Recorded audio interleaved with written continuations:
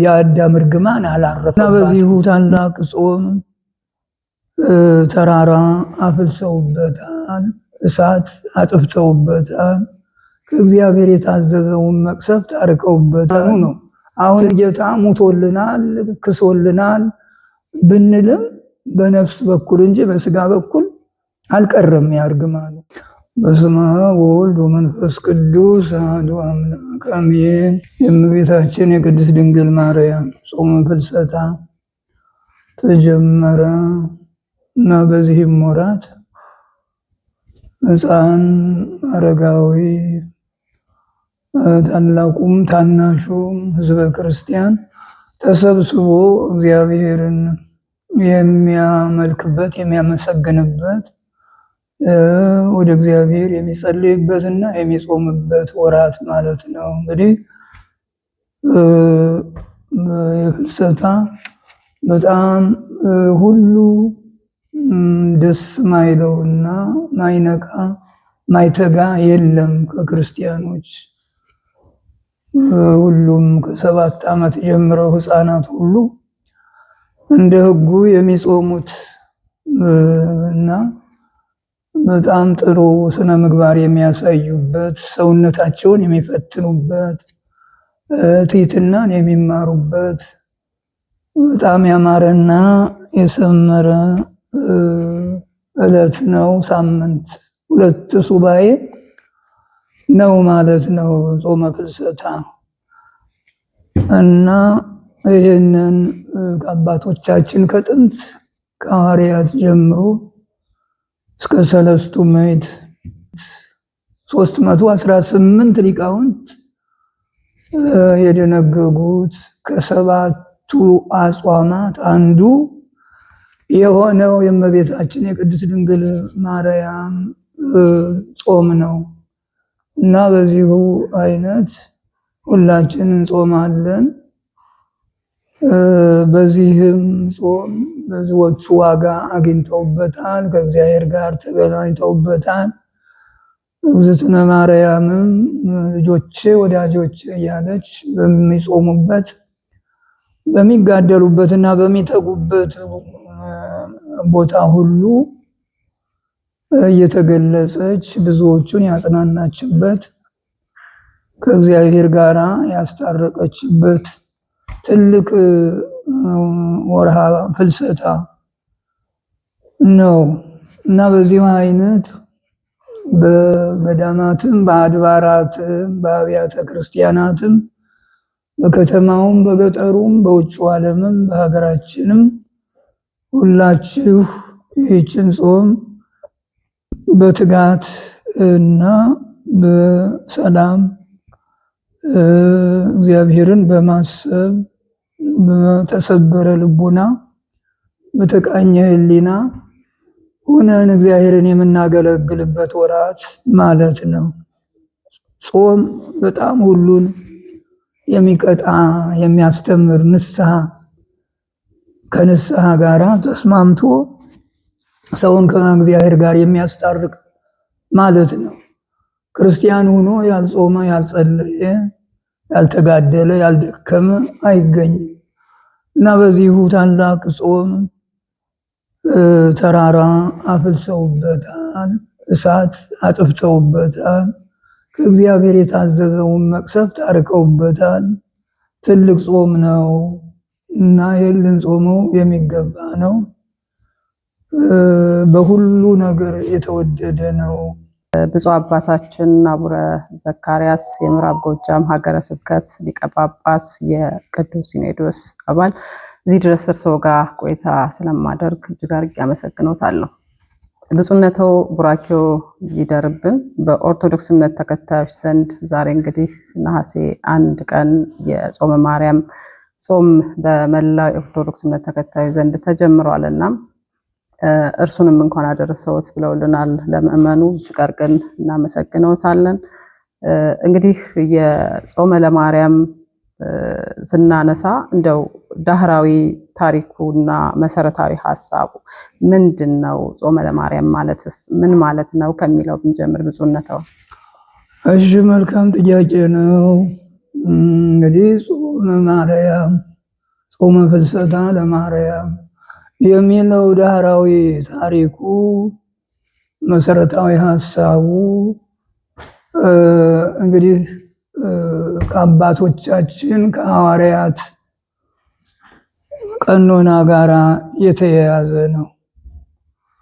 እንግዲህ ድንግል እመቤታችን ማርያም በዚህ ዓለም ሳለች እንግዲህ 64 ዓመት ከቆየች በኋላ ያው ሰው ሁሉ እንደሞተው ምንም በደል ሳይኖርባት የአዳም እርግማን የአዳም ፍዳ ሳይኖርባት የሔዋንም ስህተት ምንም ሳይኖርባት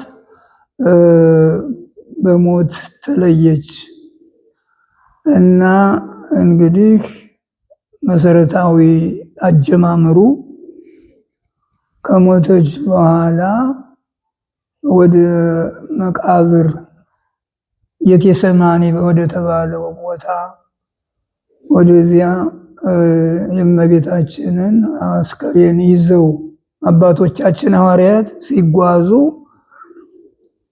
ያው እንግዲህ የአይሁድ ምቀኝነት አይጠፋምና አያርፍምና ድሮ ልጇ አረገ ተነሳ እያሉ ሲያውኩን ይኖሩ ነበር። አሁን ደግሞ ልጇ እናቱ ደግሞ ተነሳች አረገች እያሉ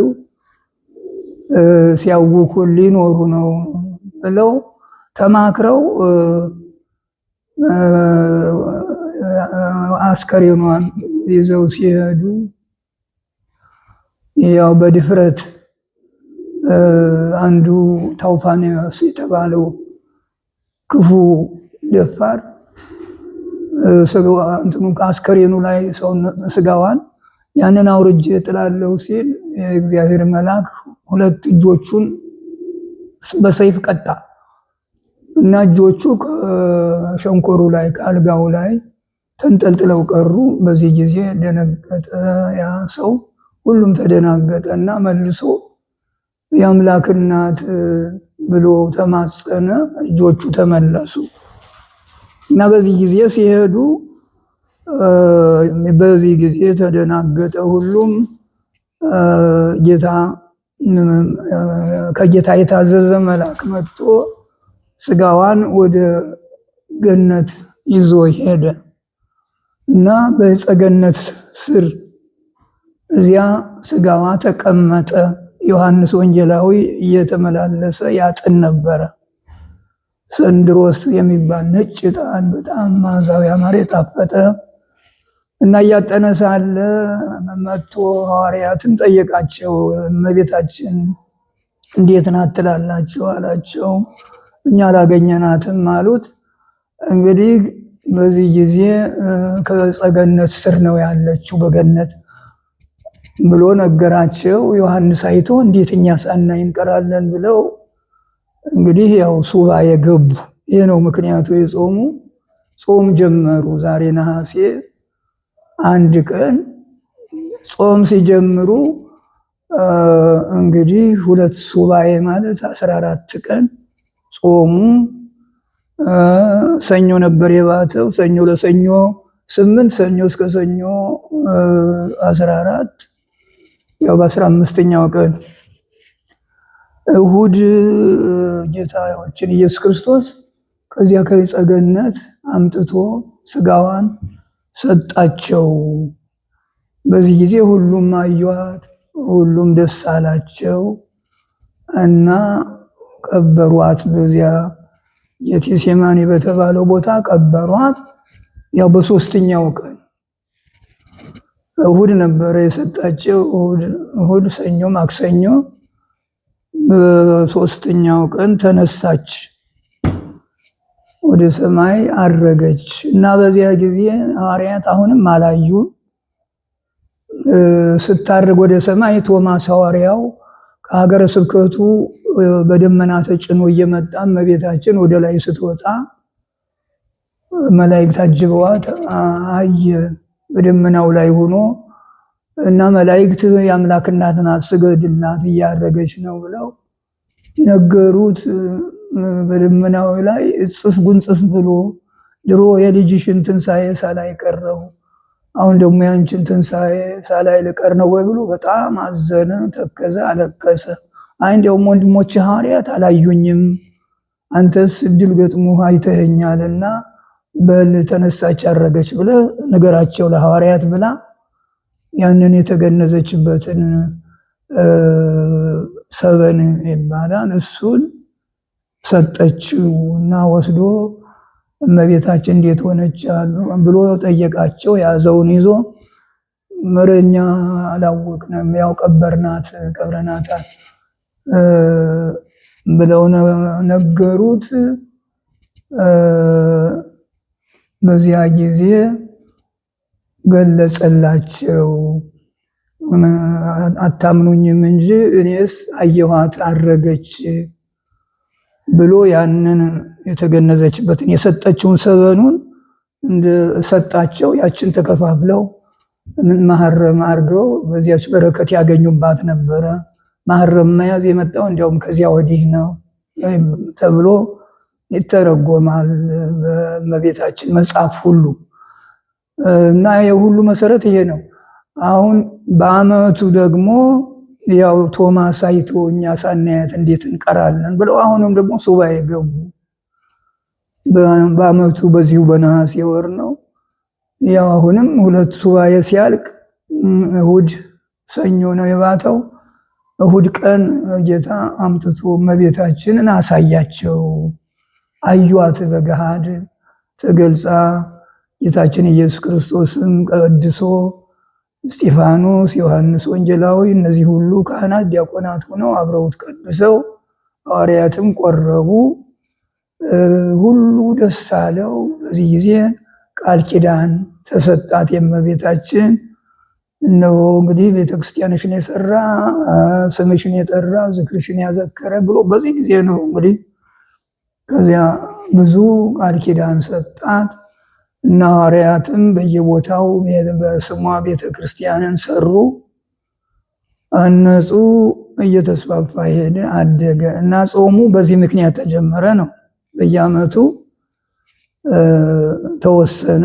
አባቶቻችን በሐዋርያት በየዓመቱ ይጾሙት ነበረ እና ዳህራዊ ታሪኩ ይሄ ነው።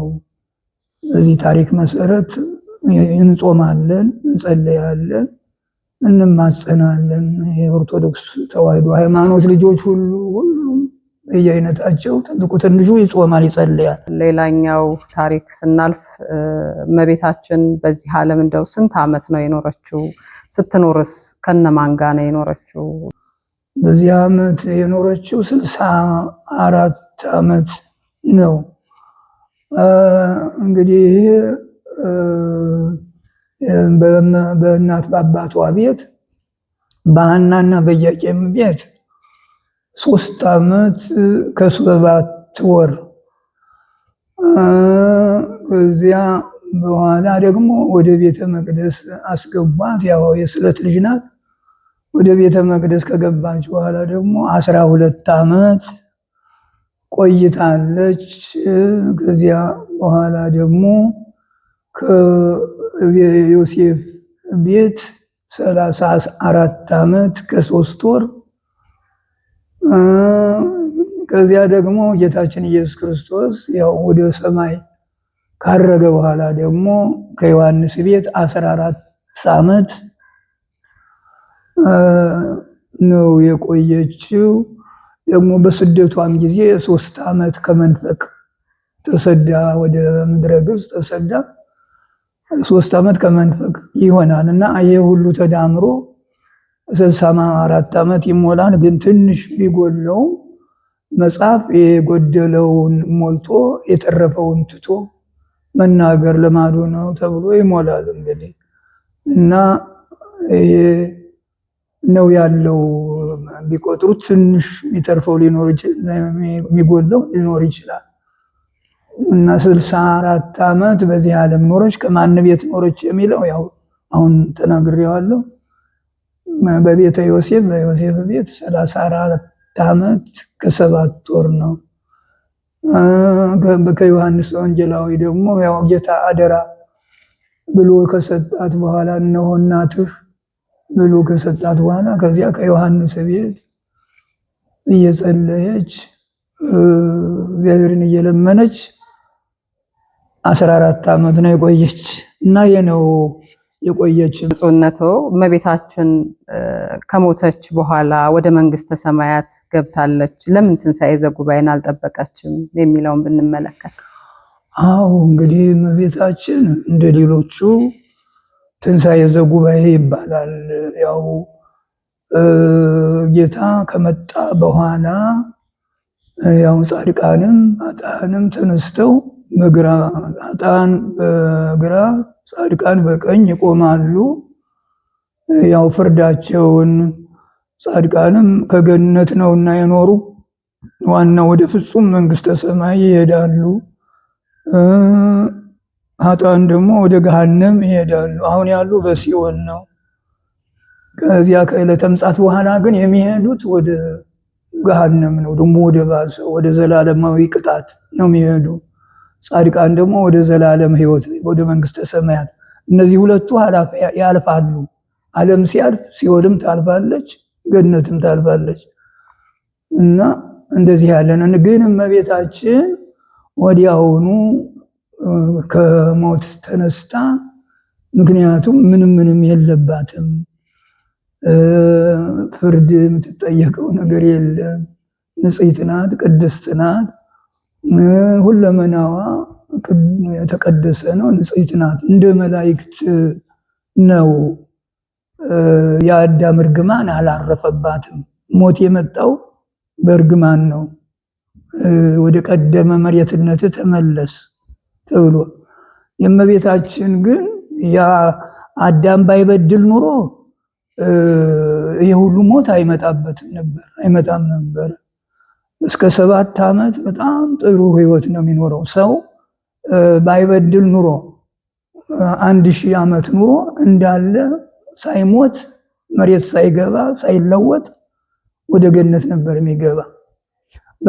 አዳምና ሔዋን በገነት 7 ዓመት የቆዩት በዚያ ህይወት ነበረ፣ በማይሞት ህይወት ነበረ እና በኋላ በደሉ፣ ተፈረደባቸው። የእመቤታችን ግን ያው በያነኑ የጥንቱን ስጋ ይዛ የተፈጠረችበትን ይዛ ነው የኖረችው። አልተለወጠችም። የአዳም የእርግማኑ ዘር አላደረባትም። ስለዚህ ተነሳች፣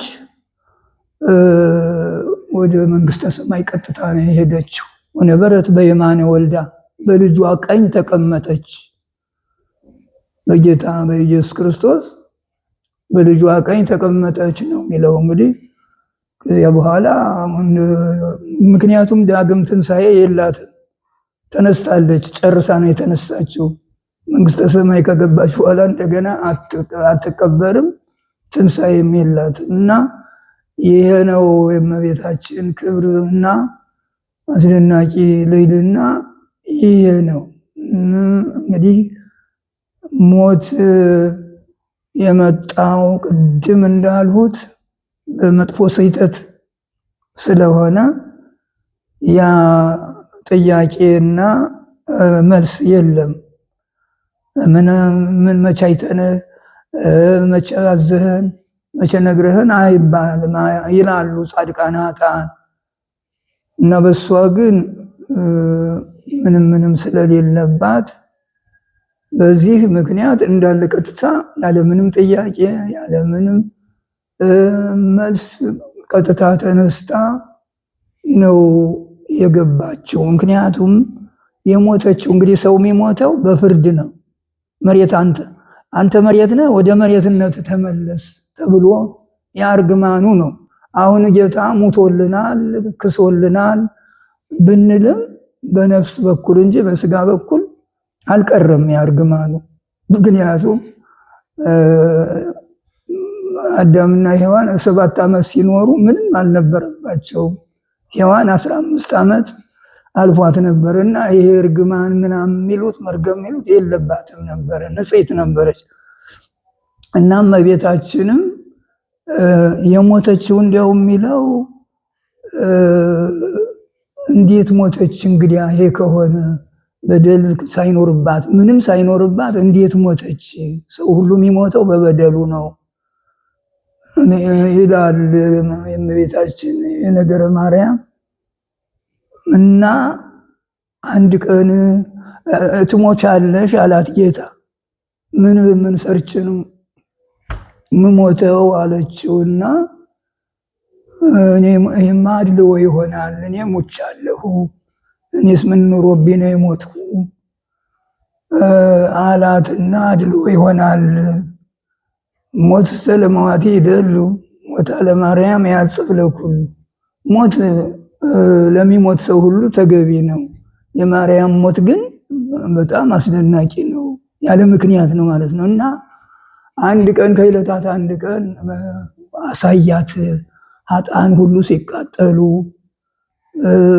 በጣም በፍርድ ውስጥ ሆነው በእሳት ሲቃጠሉ እየዞሩ መላእክት አሳዩት። ኋላ ጌታ አንቺ ካልሞትሽ እነዚህ አይወጡም አይድኑም ማለት። እነዚያን አይታ እነዚህን ከማርህልኝስ አንድ ጊዜ ቀርቶ 7 ጊዜ ብሞት አለችው። ከዚያ በኋላ ያንን ካሳያት በኋላ ሞተች። ምክንያቱም ምክንያት የለባትም ነበር ለወገኖቿ ለኃጥአን ብላ ጌታም ይቅርታ ስላደረገላቸው በዚያ ምክንያት ሞተች ነው የሚባለው። ምንለው ምናምነውም እንደዚህ ነው። እና ይሄ ነው መንግስተ ሰማይም የገባችውም ይሄ ነው መለወጥ፣ ዳግም ሞት፣ ዳግም ወደ ዓለሙ መምጣት የለባትም። እና ስለዚህ ነው። እጅግ አድርጌ አመሰግናለሁ አባታችን። ምናልባትም የጾም ሰዓትም ስለሆነ እርስዎን ላለማድከም እዚህ ጋር ጥያቄዎችን ገታ አድርጌ ግን ደግሞ ይህንን ጾም እየጾሙ ላሉ ለኦርቶዶክስ እምነት ተከታዮች የሚያስተላልፉት መልእክት ካለዎት የመጨረሻ እናድርግ። መልካም፣ ጥሩ ነው። ጥሩ ጥያቄ ነው። የማስተላልፈው መልእክት በጾምና በጸሎት ብዙ ዓለማት ድነዋል። ብዙ ሰዎች ታምር አድርገዋል። ብዙ ሰዎች በህይወት ኑረዋል፣ በጤናም ኑረዋል። ጾም አብዛኛውን ሰውነትንም ስርዓት ማስተማር ነው፣ ትህትና ማስተማር ነው። ሁሉ ሰው መባለይት ምግቦች ከበዙ፣ እንቅልፎች ከበዙ ምንም ጤና አይኖረውም። እና አሁን ጾም በብዙ አይነት ነው የሚጠቅመው። ስንቶቹ ይህንን ጾም ጾመው ድነዋል። አሁን እንግዲህ ብቃት ይባላል። 3 አይነት ራእዮች አሉ። አሁን እመቤታችን የእሷን ጾም ጾመው ብዙ የዳኑ አሉ። እሷም የተገለጸችላቸው ኢየሱስ ክርስቶስም የወደዳቸው እናቴን ቃል ኪዳን ብሎ የባረካቸው ሰዎች አሉ። አባቶች ሳይቀሩ ታላላቆቹ ጻድቃን አበው። አሁን ለምሳሌ አብርሃም ሶርያዊ የሚባል ነበር። በብዙ አይነት እሷም ችግር ገጥሞት አረማውያን አስጨንቀውት አሁን በወንጌል የተጻፈው እንዴት አድርገህ ታደርገዋለህ አንተ ይህንን ሃይማኖት ብለህ ወንጌላችሁ ማለት ነው። ወንጌላችሁ ተራራ ያፈልሳል፣ ሃይማኖት ያለው ሰው ቢኖር ተራራ ያፈልሳል ይላልና ይህን አድርጋችሁ አሳዩኝ ብሎ አስጨነቃቸው። የአረማውያን መንግስት ነው ያ፣ በእነሱ ስር ነው የነበረ ታላቁ አባት። እና እሱ መነኮሳቱን ሰበሰበ፣ ገዳማውያንን ሰበሰበ፣ ክርስቲያኖችን ሰበሰበ። 3 መዓልት 3 ሌሊት ጾመ። በ3ኛው ቀን ያ ተራራ ፈለሰ። እና ጾም ጥሩ ነው። አንድ ላይ ሆነው በህብረት ሌትና ቀን እግዚኦ ብለው እያለቀሱ ጸለዩ። ተራራውን አፈለሰ። እና ይሁሉ በጾም ኃይል፣ በጸሎት ኃይል፣ በገድል ኃይል ማይደረግ ነገር የለም። የሚጠቅመን ይሄ ነው። እንግዲህ ሁላችሁ በውጭ ሀገርም በሀገር ውስጥም እና በአድባራት በገዳማት በአብያተ ክርስቲያናት በሁሉ ያሉ ይህችን ጾም በጣም እንዲያከብሯት ነው። ሁሉ እንደምንም ጨክኖ እንደምንም ታግሶ ጾሙን እንዲጾመው ነው። ያለ ሰቀቀን ነው፣ ያለ መማረር ነው። እንዲሁ ቄሶች ያመጡት ነው ዝም ብሎ እያሉ አንዳንዶቹ ይተቹአሉ። እና ግን እውነት ነውና ስለዚህ ጾምና ጸሎት ጥሩ ናቸው። ስንቶቹ አገርን የገነቡ አገርን መልሰው የተኩ እዝራ የሚባለው አሁን እሱ ወደ ውጭ ሀገር ተማርኮ ሄዶ ዘመዶቹ ሁሉ ተማርከው ሄደው ጥሩ የእግዚአብሔር ሰው ነው፣ ታማኝ ነው